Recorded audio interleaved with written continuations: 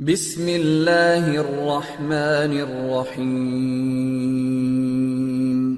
رب زدنی علما۔ شرک اکبر کی اقسام۔ سوال: کیا فوت شدہ یا زندہ و غیر موجود سے فریاد کی جا سکتی ہے؟ جواب: ہرگز نہیں، وہ اس قابل ہی نہیں ہیں کہ ان سے فریاد کی جا سکے، جیسا کہ سورۃ النحل آیت 20 اور 21 میں اللہ تعالی نے فرمایا۔ اور یہ مشرک اللہ تعالی کے سوا جن لوگوں کو پکارتے ہیں وہ کسی چیز کے بھی خالق نہیں بلکہ خود مخلوق ہیں، مردہ ہیں نہ کہ زندہ، اور انہیں کچھ معلوم نہیں کہ انہیں کب اٹھایا جائے گا۔ سورۃ الانفال آیت 9 میں مزید ارشاد ربانی ہے: اذ تستغیثون ربکم فاستجاب لکم، جب تم اپنے رب سے فریاد کر رہے تھے تو اس نے تمہاری فریاد کو قبول فرمایا۔ جامع ترمذی کی حدیث ہے، انس بن مالک رضی اللہ عنہ بیان کرتے ہیں کہ نبی کریم صلی اللہ علیہ وسلم کو جب بھی کوئی مصیبت اور پریشانی لاحق ہوتی تو فرماتے: یا حی یا قیوم برحمتک استغیث، اے زندہ جاوید اور کائنات کو سنبھالنے والے، میں تیری رحمت ہی سے فریاد کرتا ہوں۔ سوال: کیا اللہ تعالی کے علاوہ کسی دوسرے سے مدد مانگی جا سکتی ہے؟ جواب: ہرگز نہیں، غیر اللہ کو یہ طاقت ہی نہیں۔ سورۃ الفاتحہ آیت 4 میں ارشاد باری تعالی ہے: ایاک نعبد و ایاک نستعین، ہم تیری ہی عبادت کرتے ہیں اور تجھی سے مدد مانگتے ہیں۔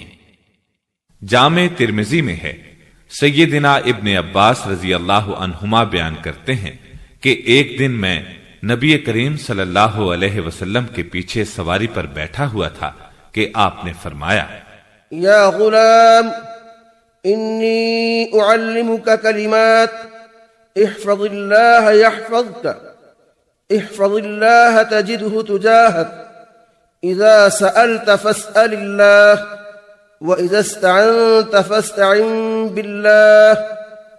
اے لڑکے، میں تجھے چند کلمات سکھاتا ہوں، تو اللہ تعالیٰ کے احکام کی حفاظت کر، اللہ تعالیٰ تیری حفاظت کرے گا۔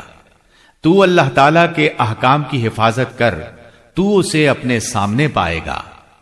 تجھے جب سوال کرنا ہو تو اللہ تعالیٰ ہی سے کر، اور جب مدد مانگنی ہو تو اللہ تعالیٰ ہی سے مانگ۔ سوال: کیا کسی زندہ سے تعاون لیا جا سکتا ہے؟ جواب: ہاں، اگر زندہ تعاون کر سکتا ہے تو کوئی حرج نہیں، جیسا کہ سورۃ المائدہ آیت 2 میں ارشاد باری تعالی ہے: وتعاونوا علی البر والتقوی، اور جو کام نیکی اور اللہ تعالیٰ سے ڈرنے کے ہیں ان میں ایک دوسرے سے تعاون کرو۔ صحیح بخاری میں ہے، ابو ہریرہ رضی اللہ عنہ بیان کرتے ہیں کہ رسول اللہ صلی اللہ علیہ وسلم نے فرمایا: واللہ فی عون العبد ما کان العبد فی عون اخیہ، جب بندہ اپنے بھائی کی مدد کرتا ہے تو اللہ اس کی مدد فرماتا ہے۔ سوال: کیا غیر اللہ کے لیے نذر ماننا جائز ہے؟ جواب: بالکل نہیں، نذر صرف اللہ کے لیے مانی جا سکتی ہے، جیسا کہ اللہ تعالی نے قرآن مجید سورہ آل عمران آیت 35 میں سیدہ مریم علیہ السلام کی والدہ کی نذر کا ذکر کیا ہے کہ انہوں نے کہا: رب انی تقبل منی، اے میرے پروردگار، میرے پیٹ میں جو کچھ ہے اسے میں نے تیرے نام آزاد کرنے کی نذر مانی ہے، تو تو اسے میری طرف سے قبول فرما۔ صحیح بخاری کی حدیث ہے، سیدہ عائشہ رضی اللہ عنہا نبی کریم صلی اللہ علیہ وسلم سے بیان کرتی ہیں کہ آپ نے فرمایا: من نظر ان يطيع الله فليطيعه ومن نظر ان يعصيه فلا يعصه، جس نے اللہ کی اطاعت کی نذر مانی اسے چاہیے کہ پورا کرے، اور جس نے اللہ کی نافرمانی کی نذر مانی وہ نذر پوری نہ کرے۔ سوال: کیا غیر اللہ کے لیے ذبح کیا جا سکتا ہے؟ جواب: ہرگز نہیں، کیونکہ یہ بھی عبادت ہے جو صرف اللہ کے لیے ہونی چاہیے، جیسا کہ سورۃ الکوثر آیت 2 میں ارشاد الہی ہے۔ فصل لربك وانحر، پس اپنے رب ہی کے لیے نماز پڑھ اور قربانی کر۔ صحیح مسلم کی حدیث ہے، سیدنا علی رضی اللہ عنہ بیان کرتے ہیں کہ نبی کریم صلی اللہ علیہ وسلم نے مجھے 4 باتیں ارشاد فرمائیں، ان میں سے ایک یہ تھی: لعن اللہ من ذبح لغیر اللہ، جس نے غیر اللہ کے لیے ذبح کیا اس پر اللہ کی لعنت ہے۔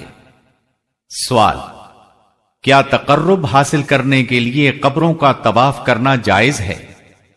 جواب: ہرگز نہیں، طواف تو صرف بیت اللہ کا کرنا چاہیے۔ سورۃ الحج آیت 29 میں ارشاد باری تعالی ہے: وَلْيَطَّوَّفُوا بِالْبَيْتِ الْعَتِيقِ، اور چاہیے کہ اس قدیم گھر یعنی بیت اللہ کا طواف کریں۔ سنن ابن ماجہ میں ہے، عبداللہ بن عمر رضی اللہ عنہما بیان کرتے ہیں کہ میں نے رسول اللہ صلی اللہ علیہ وسلم کو یہ فرماتے ہوئے سنا: من طاف بالبيت وصلى ركعتين كان كعتق رقبه، جس نے بیت اللہ کا طواف کیا اور اس کے بعد 2 رکعت نماز پڑھی گویا کہ اس نے ایک غلام آزاد کر دیا۔ سوال: جادو کی شرعی حیثیت کیا ہے؟ جواب: جادو کرنا کفر ہے، جیسا کہ سورۃ البقرہ آیت 102 میں ارشاد باری تعالی ہے: وَلَكِنَّ الشَّيَاطِينَ كَفَرُوا يُعَلِّمُونَ النَّاسَ السِّحْرَ، لیکن شیاطین نے کفر کیا جو لوگوں کو جادوگری کی تعلیم دیتے تھے۔ صحیح مسلم کی حدیث ہے، ابو ہریرہ رضی اللہ عنہ بیان کرتے ہیں کہ رسول اللہ صلی اللہ علیہ وسلم نے فرمایا: اجتنبوا السبع الموبقات، قیل یا رسول اللہ وما ہن؟ قال الشرک باللہ والسحر، 7 ہلاکت آفرین چیزوں سے بچو۔ کہا گیا اے اللہ کے رسول وہ کون سی ہیں؟ آپ نے فرمایا اللہ کے ساتھ شرک کرنا اور جادو کرنا ان 7 میں شامل ہیں۔ سوال: غائب کی خبر دینے والے دست شناس اور کاہن کی بات ماننا کیسا ہے؟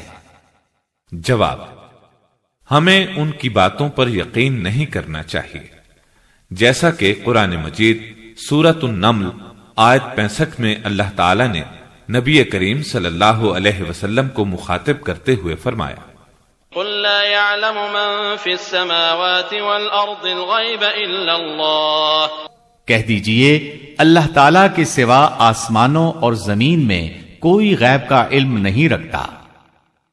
مسند احمد میں ہے، ابو ہریرہ رضی اللہ عنہ بیان کرتے ہیں کہ نبی کریم صلی اللہ علیہ وسلم نے فرمایا: من أتى كاهنا أو عرافا فصدقه بما يقول فقد كفر بما أنزل على محمد صلى الله عليه وسلم، جو شخص کاہن یعنی آئندہ کی خبریں بتانے والے یا دست شناس یعنی ہاتھوں کی لکیروں کو دیکھ کر مستقبل کے حالات بتلانے کے دعوے دار کے پاس آیا اور ان کی باتوں پر یقین کیا، اس نے گویا نبی کریم صلی اللہ علیہ وسلم پر نازل شدہ شریعت کا انکار کر دیا۔ سوال: کیا کوئی غیب کی خبریں جانتا ہے؟ جواب: اللہ کے سوا کوئی غیب کا علم نہیں جانتا، البتہ وہ اپنے رسولوں کو خزانہ غیب سے کسی بات کی اطلاع دے دے تو الگ بات ہے۔ انبیاء خود غیب نہیں جانتے، جیسا کہ سورۃ الجن آیات 26 اور 27 میں ارشاد باری تعالی ہے: عالم الغیب فلا يظہر على غیبہ احدا الا من ارتضى من رسول، وہ عالم الغیب ہے، اپنے غیب پر کسی کو مطلع نہیں کرتا سوائے اس رسول کے جسے اس نے پسند کر لیا ہو۔ صحیح بخاری میں ہے، عائشہ رضی اللہ عنہا بیان کرتی ہیں کہ جس شخص نے کہا کہ نبی کریم صلی اللہ علیہ وسلم عالم الغیب ہیں، اس نے جھوٹ بولا، کیونکہ نبی کریم صلی اللہ علیہ وسلم نے فرمایا لا يعلم الغیب الا اللہ، اللہ تعالی کے سوا کوئی غیب نہیں جانتا۔ سوال، کیا شفا کے لیے دھاگا، کڑا، چھلا یا کپڑا وغیرہ استعمال کیا جا سکتا ہے؟ جواب، ہرگز نہیں۔ سورۃ الانعام آیت 17 میں ارشاد باری تعالی ہے وَإِن يَمْسَسْكَ اللَّهُ بِضُرٍّ فَلَا كَاشِفَ لَهُ إِلَّا هُوَ، اور اگر اللہ تعالیٰ تمہیں کسی قسم کا نقصان پہنچائے تو اس کے سوا کوئی نہیں جو تمہیں اس نقصان سے بچا سکے۔ مسند احمد کی حدیث ہے، عمران بن حسین رضی اللہ عنہ بیان کرتے ہیں کہ نبی کریم صلی اللہ علیہ وسلم نے ایک آدمی کے ہاتھ میں پیتل کا کڑا یا چھلا دیکھا تو فرمایا، تجھ پر افسوس، یہ تو نے کیا پہن رکھا ہے؟ تو اس نے عرض کیا، میں نے واہنہ یعنی ایک مرض کی وجہ سے پہنا ہے۔ تو آپ صلی اللہ علیہ وسلم نے فرمایا، اما انها لا تزيدك الا وهنا انبذها عنك فانك لو مت وهي عليك ما افلحت ابدا۔ خبردار، اس سے تیری بیماری میں مزید اضافہ ہی ہوگا، اسے اتار دو، کیونکہ اگر اسی حالت میں موت آ گئی تو کبھی فلاح نہیں پاؤ گے۔ سوال، گھونگے، کوڑیاں اور دیگر تعویذات کا کیا حکم ہے؟ جواب، انہیں شفا یا نظر بد وغیرہ کے لیے لٹکانا جائز نہیں۔ سورۃ الانعام آیت 17 میں ارشاد باری تعالی ہے وَإِن يَمْسَسْكَ اللَّهُ بِضُرٍّ فَلَا كَاشِفَ لَهُ إِلَّا هُوَ، اور اگر اللہ تعالیٰ تمہیں کوئی تکلیف پہنچائے تو اس کے سوا کوئی اسے دور کرنے والا نہیں۔ مسند احمد میں ہے، عقبہ بن عامر رضی اللہ عنہ بیان کرتے ہیں کہ نبی کریم صلی اللہ علیہ وسلم نے تعویذ گنڈے کے بارے میں فرمایا، من علق تمیمتا فقد اشرک، جس نے تمیمہ لٹکایا اس نے شرک کیا۔ تمیمہ اس گھونگے یا کوڑی کو کہتے ہیں جو نظر بد سے بچنے کے لیے لٹکایا جاتا ہے۔ سوال، اسلام کے مخالف قوانین پر عمل کرنے کا کیا حکم ہے؟ جواب، عمل کرنے والا اگر انہیں جائز قرار دیتا ہے یا درست سمجھتا ہے تو بلا شبہ وہ دائرہ اسلام سے خارج ہے، جیسا کہ ارشاد باری تعالی ہے، اور جو لوگ اللہ کے نازل کردہ قانون کے مطابق فیصلہ نہ کریں وہی کافر ہیں۔ سیدنا عبداللہ بن عمر رضی اللہ عنہما بیان کرتے ہیں کہ نبی کریم صلی اللہ علیہ وسلم نے فرمایا، وما لم تحكم ائمتهم بكتاب الله ويتخيروا مما انزل الله الا جعل الله بأسهم بينهم، حکام کا کتاب اللہ کے مطابق فیصلہ نہ کرنا اور اللہ تعالیٰ کے نازل کردہ قوانین کو اختیار نہ کرنا باہمی اختلاف و جھگڑے کا باعث ہے۔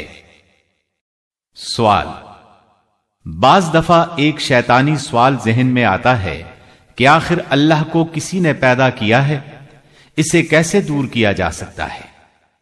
جواب، جب شیطان اس قسم کے خیالات ذہن میں لائے تو فوراً اللہ تعالی کی پناہ میں آنا چاہیے، یعنی اعوذ باللہ پڑھنا چاہیے، جیسا کہ سورہ حامیم السجدہ آیت 36 میں ارشاد باری تعالی ہے، شیطان کی طرف سے کوئی وسوسہ محسوس کرو تو اللہ کی پناہ مانگ لو۔ صحیح مسلم میں ہے، ابو ہریرہ رضی اللہ عنہ بیان کرتے ہیں کہ رسول اللہ صلی اللہ علیہ وسلم نے فرمایا، تم میں سے ہر ایک کے پاس شیطان آتا ہے، پھر کہتا ہے آسمان کو کس نے پیدا کیا، زمین کو کس نے پیدا کیا، پھر وہ کہتا ہے اللہ کو کس نے پیدا کیا۔ تم میں سے جب کسی کو ایسا شبہ یا وسوسہ پیدا ہو تو وہ کہے آمنت باللہ ورسلہ، میں اللہ اور اس کے رسولوں پر ایمان لایا۔ سنن ابی داود میں ابو ہریرہ رضی اللہ عنہ سے روایت ہے کہ رسول اللہ صلی اللہ علیہ وسلم نے فرمایا، لوگ ہمیشہ پوچھتے رہیں گے یہاں تک کہ وہ کہیں گے اللہ تعالیٰ نے تو سب کچھ پیدا کیا، پھر اللہ تعالیٰ کو کس نے پیدا کیا؟ تم میں سے جب کسی کے دل میں اس قسم کا خیال یا وسوسہ آئے تو وہ کہے اللہ احد اللہ الصمد لم یلد ولم یولد ولم یکن له کفوا احد۔ اللہ ایک ہے، اللہ بے نیاز ہے، اس نے کسی کو جنا نہ وہ کسی سے پیدا ہوا اور نہ اس کا کوئی ہمسر ہے۔ پھر اس کے بعد 3 دفعہ بائیں جانب تھوک دے اور شیطان سے پناہ مانگے۔ ان اعمال کے کرنے سے شیطانی خیالات اور وسوسے ختم ہو جاتے ہیں۔ سوال: شرک اکبر کے کیا نقصانات ہیں؟ جواب: شرک اکبر انسان کے لیے جہنم میں ہمیشہ رہنے کا باعث ہے۔ سورۃ المائدہ آیت 72 میں ارشاد باری تعالی ہے، اس نے اللہ کے ساتھ کسی کو شریک ٹھہرایا، اس پر اللہ نے جنت حرام کر دی اور اس کا ٹھکانہ جہنم ہی ہے، اور ایسے ظالموں کا کوئی مددگار نہیں ہوگا۔ صحیح مسلم میں ہے، جابر بن عبداللہ رضی اللہ عنہما بیان کرتے ہیں کہ میں نے رسول اللہ صلی اللہ علیہ وسلم کو یہ فرماتے ہوئے سنا، ومن لقيه يشرك به شيئا دخل النار۔ جو شخص اس حال میں اللہ تعالی سے جا ملے، یعنی فوت ہو کہ وہ اس کے ساتھ کسی کو شریک ٹھہراتا ہو، تو وہ جہنم میں جائے گا۔ سوال: کیا شرک کی موجودگی میں دوسرے اعمال صالحہ کارگر ثابت ہو سکتے ہیں؟ جواب: شرک کے ساتھ دوسرے نیک اعمال بے فائدہ ہیں، کیونکہ سورۃ الانعام آیت 88 میں اللہ تعالی نے انبیاء علیہم السلام کے متعلق فرمایا، وَلَوْ أَشْرَكُوا لَحَبِطَ عَنْهُمْ مَا كَانُوا يَعْمَلُونَ۔ اگر یہ لوگ بھی شرک کرتے تو ان کا سب کیا کرایا برباد ہو جاتا۔ صحیح مسلم میں ابو ہریرہ رضی اللہ عنہ سے روایت ہے، رسول اللہ صلی اللہ علیہ وسلم نے فرمایا کہ اللہ تعالیٰ فرماتا ہے، انا اغنى الشركاء عن الشرك من عمل عملا اشرك معي فيه غيري تركته وشركه۔ شرک کے معاملے میں مجھے دوسرے شرکاء کی کوئی پرواہ نہیں، جو شخص اپنے عمل میں میرے ساتھ غیر کو شریک کرے تو میں اسے اور اس کے اس شرک کو چھوڑ دیتا ہوں، یعنی مجھے اس کی کوئی ضرورت